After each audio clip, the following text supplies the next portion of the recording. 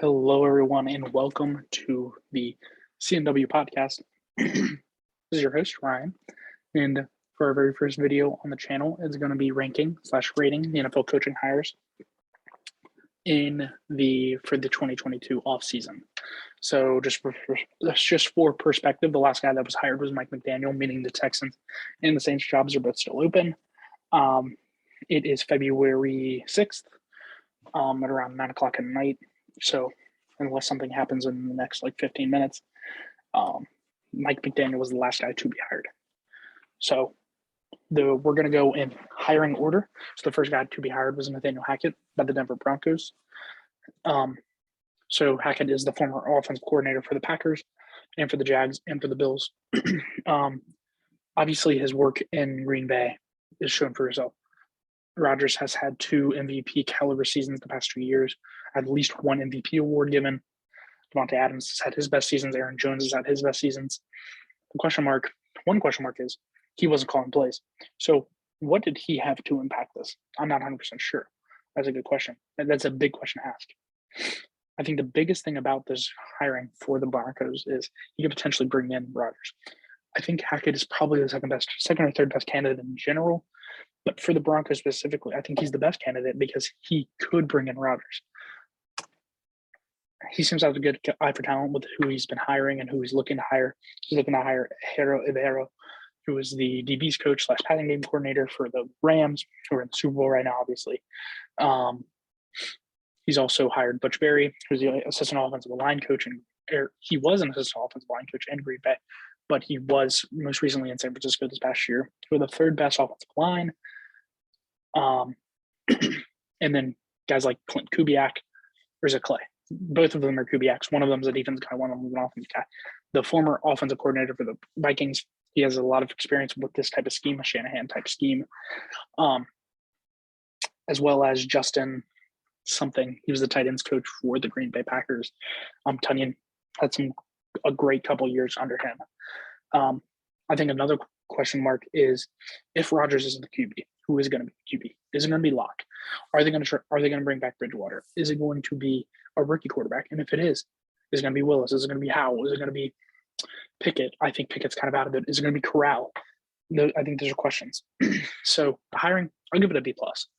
But if Rodgers comes, this is an AA quadruple plus. I think this is the best hiring of the offseason, maybe the best hiring of all time if Rodgers comes.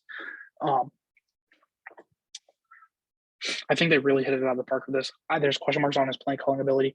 I think there's a lot of question marks on his play calling balance. He has, even going back to 2013, 2014, 29th passing offense, but had one of the best rushing offenses.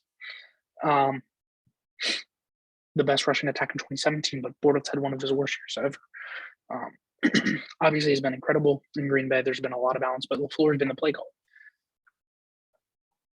But the best quarterback he's ever coached outside of Aaron Rodgers is Ryan Fitzpatrick.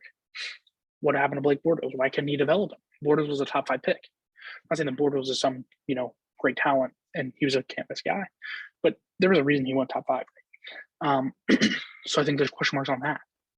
I think outside of Rodgers, if they get Rodgers, you want Hackett to be your coach for the next decade.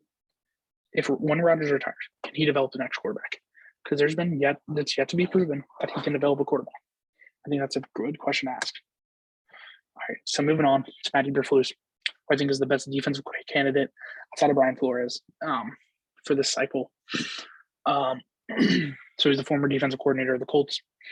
Had the Colts being top 10 level defenses consistently in his 4 years there. So this past year in 2021, he had the 9th best defense. In 2020, 10th.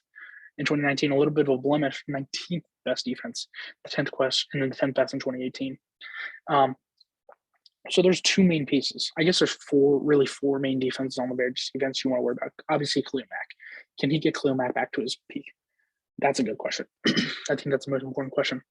But then you have Jalen Johnson, a really young corner who had a great rookie year, continues to grow. I think he proves that he can coach defenses, especially corners. Xavier Rhodes, 44, and I get PFF grades aren't the best thing to, I don't think they're entirely accurate. I think they're a little wonky. But in 2019, Xavier Rhodes had a 46.4 PFF grade. for the Minnesota Vikings under Mike Zimmer, who I think still one of the best defensive minds. But then the second he comes to Indianapolis in 2020, he's a 76.3, which is pretty dang good. Oh, a large improvement, right? Kenny Moore had a steady improvement since joining the Colts, being drafted, especially in the 4 years that Eberflus has been the coordinator. Darius Leonard has become one of the best linebackers in the NFL under Eberflus. Anthony Walker looked way better under Eberflus than he did in Cleveland, right?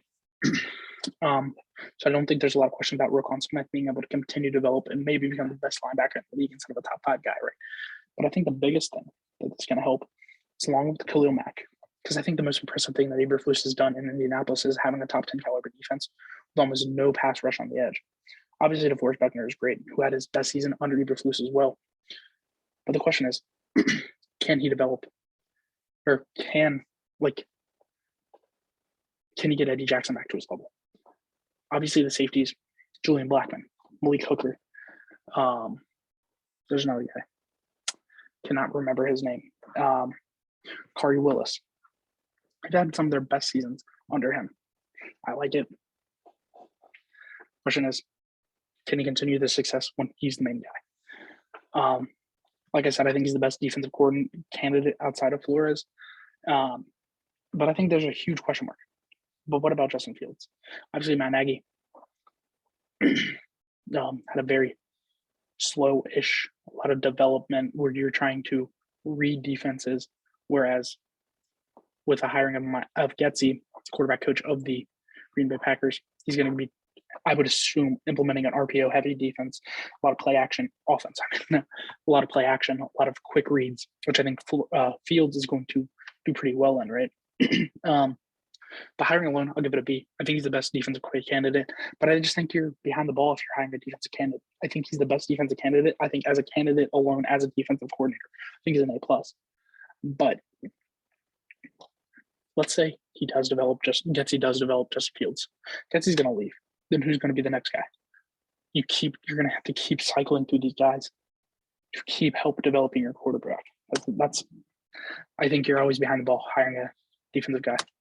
Speaking of offense guys, speaking of guys that can develop a quarterback, Brian Daboll, bar none, no context, best hiring of the offseason. I think he's the best candidate.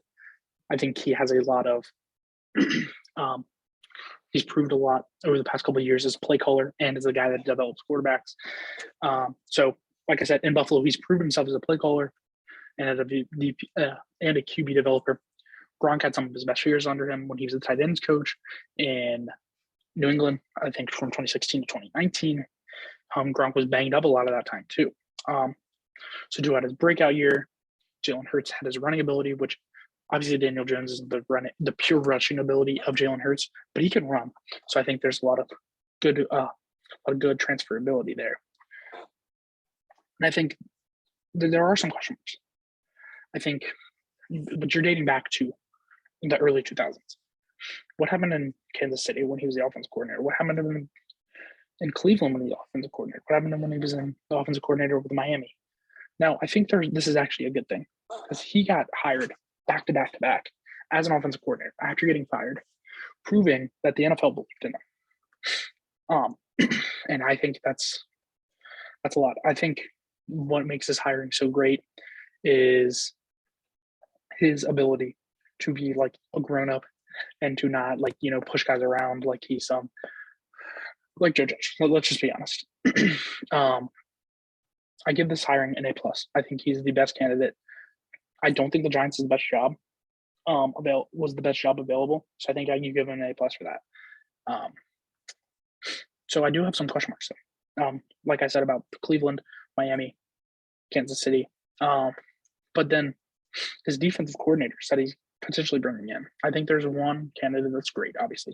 I think Wink Martindale has proven that he's a great coordinator at the NFL level. I think he blitzes a little too much. So I think if they do take Wink, or if they hire Wink, they have to take a corner with their first 2 picks. They have to take Derek Singler or Ahmad Gardner because James Bradbury, it's heavily dependent on their corners being able to cover. So like a Marlon Humphrey, like a Marcus Peters. James Bradbury can't cover everybody himself. And I think even Adoree I'm not sure he's good enough to be a second corner in this kind of scheme. I like Wink, but I just don't know about the fit. Jim Schwartz is another candidate. Whatever. Steve Wilkes, I'm a little wishy-washy on it. I mean, I think he proved that he cannot be a head coach, but I think he did prove that he can coach defense a little bit, as well as Desai. I think it's really between Barndale and Wilkes. I guess we'll see. I'm a little bit skeptical on his hiring of coaches. I don't know if he has a ton of, in that regards, talent reading. Obviously, Ken Dorsey would have been a great hire. Didn't get Ken Dorsey. If he can get Pep Hamilton, I love Pep Hamilton. I think every single coach here should have at least thought about hiring Pep Hamilton. Pep Hamilton, I think, is the best offensive coach or offensive coordinator available guy. I think he's incredible. All right, so moving on to the Raiders head coach, Josh McDaniels. So he's obviously the offensive coordinator of the Patriots for the second leg of that dynasty from like I think he was the offensive coordinator from 2013 to 2019, or until now 2021, I guess. So he's offensive coordinator of the Patriots, obviously. He was the former head coach of the Broncos, which I think brings up the biggest question. What happened in Denver? I think he's matured a lot. I think he's grown a ton from his experience in Denver. He had too much power. I think with a GM being in place here in Las Vegas, I think he'll have less power, hopefully. But Mark Davis is a little bit of a weak spine. So maybe McDaniels kind of push him around. No, I hope he can step up. I think the biggest question, even this past year, I think he proved it a little bit, but can he do without Brady? Because obviously there was problems with like player personnel and stuff like that in Denver. I think there's a problem with his offensive play calling as well in Denver. It's not just that there wasn't a lot of players out there, which there wasn't. But he's got Derek Carr. I like Derek Carr a lot. I think he is a French top 10 guy. I think he's a franchise guy. And he's on one of the best contracts in the league. I think it's a perfect fit for Carr, this scheme.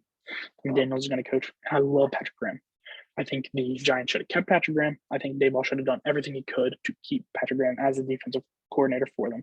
I'm a little skeptical on Patrick Graham coaching a 4-3, which I think this is pretty perfectly set up for.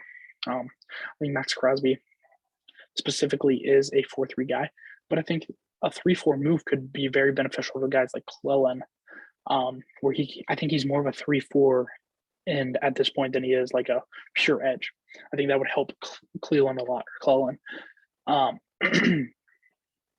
Yeah, I think as a candidate, I think he's a B-. I think he's not as good as Eberflus or Hackett or Daboll, but I think he's a pretty good guy, a pretty solid guy. I think he brings in a lot of experience, hopefully a lot of leadership, being an adult, because that's not something that I thought really mattered until this past year with Urban Meyer. I didn't think obviously he's going to be an adult, but I think maturity level is a question mark now. As a candidate, I think he's a B- for the Raiders. I think he's an A-. I think he's one of the best candidates for the Raiders specifically. Perfect fit for Derek Carr, because I think this now locks in Derek Carr being the quarterback for at least this next year. Maybe they draft a guy, try to develop him like Malik Willis if he falls there. At this point, I don't think it's going to happen, but I could see that happening. Hopefully, the GM will be able to pick players better than John Gruden. I'm not going to get on Maya for that. It clearly wasn't him making the calling the shots in player personnel. All right. First, before I get into Kevin O'Connell looks like this YouTuber named Maverick. It's kind of insane. I would be surprised if they're not brothers, who's also from Minnesota, ironically. So O'Connell has technically not been hired yet, but he's the OC for the Rams. I think everything indicates that he will be the head coach. The rumors are flying. I think it's pretty much all but everything but the ink has been signed, right?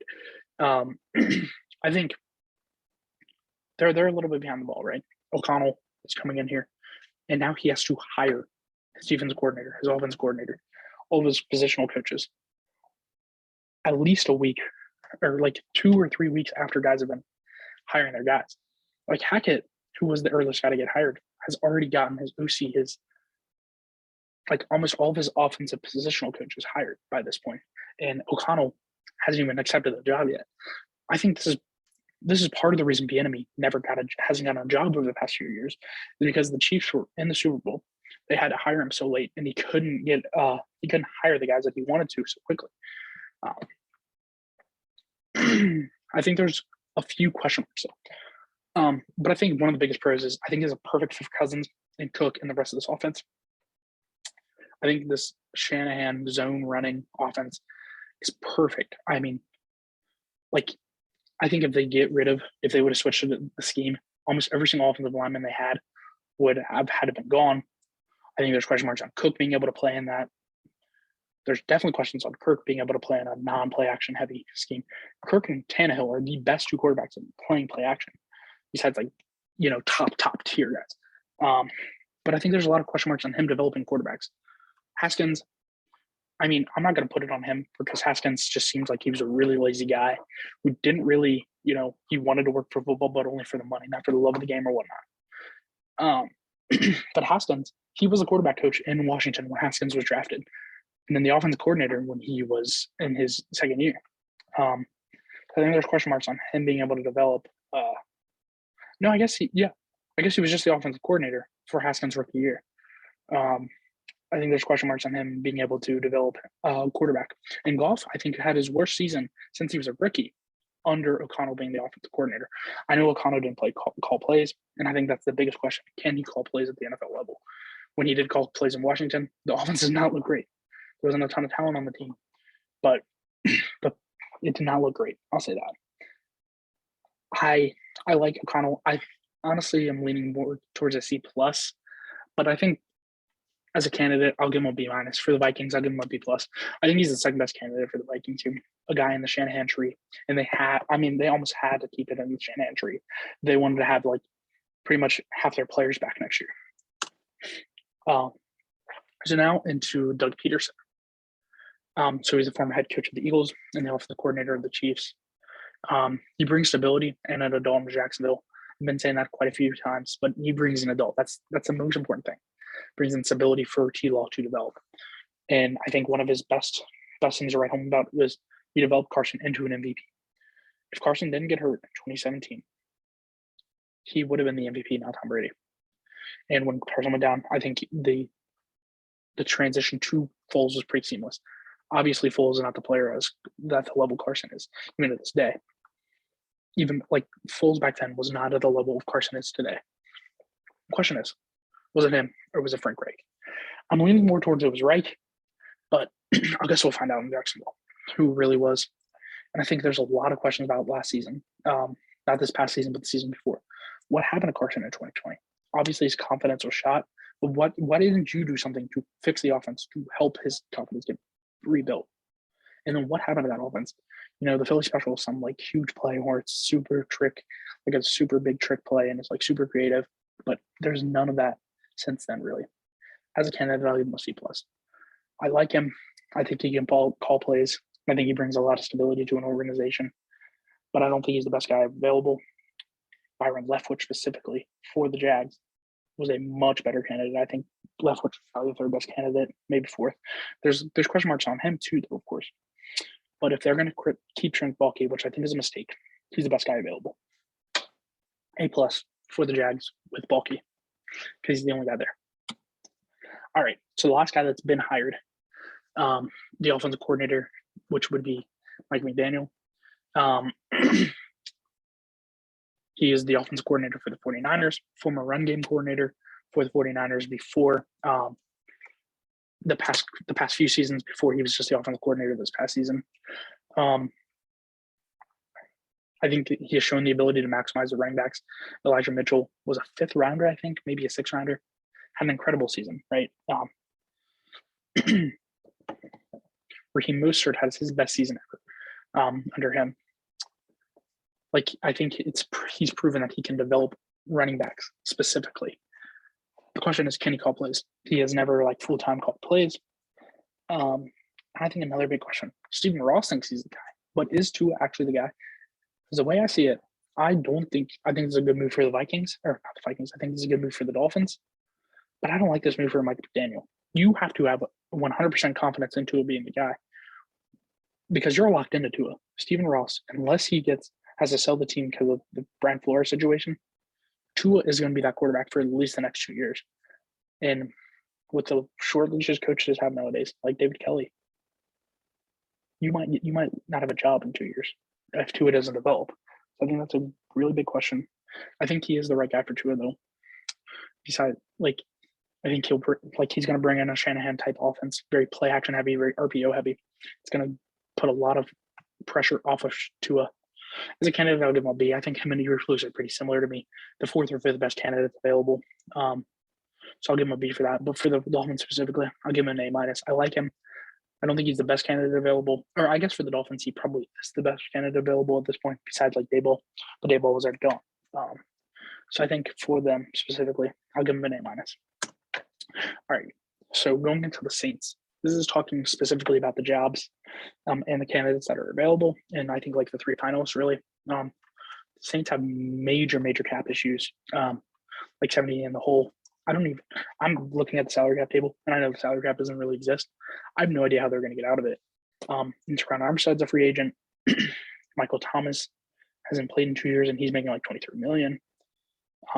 There's a lot of money on the table, and I don't know how they're going to get out of it. I'm sure Mickey Loomis is going to find a way, but like I don't know how they're going to do it.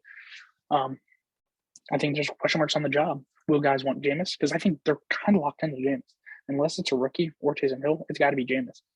And I think they're in a little bit of a weird spot. Should they rebuild and clear cap or keep trying to win because their biggest competitor in the division just left, Tom Brady? But the Bucs still have a better roster, so the Bucs are just quarterback away. I think the Saints are quarterback away if we're talking today, but in 3 months they're not going to be a quarterback away because they're going to have to cut a ton of people. I think you can also think about, is this guy going to be a bridge guy?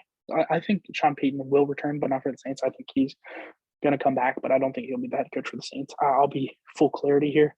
But I think if you're the Saints, I think you do have to think about that.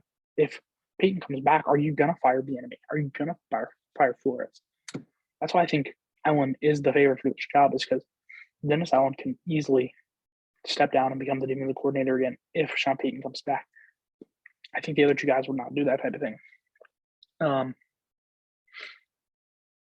So I think some pros for the guys.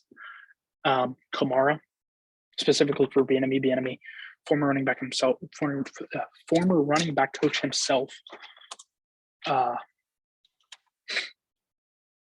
former running back coach for the Chiefs, former running back coach for the Colorado Buffalo, I guess is their Bisons. I'm not sure what they are. I think Bieniemy has a lot of question marks on his character. Again, it was a long time ago, but he has quite a few legal issues, a DUI, which I think is no excuse. I'm 21 years old, and I would never, even having a sip of alcohol, get into a car and drive it unless I was like for sure sober. He also had an assault on his name. I think two. One when he was like really young, like 18, and then one with one of the female parking attendant. I'm not sure of the context of either of those, but I think there's questions.